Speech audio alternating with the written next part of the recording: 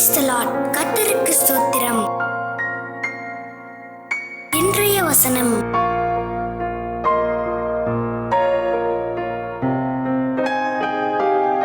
தீத்து 1:15 மற்றும் 16 வசனங்கள்.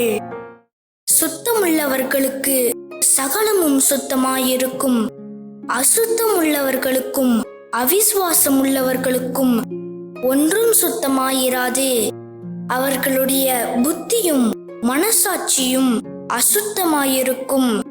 அவர்கள் தேவனை அறிந்திருக்கிறோம் என்று அறிக்கை பண்ணுகிறார்கள், கிரியைகளினாலோ அவரை மறுதலிக்கிறார்கள்.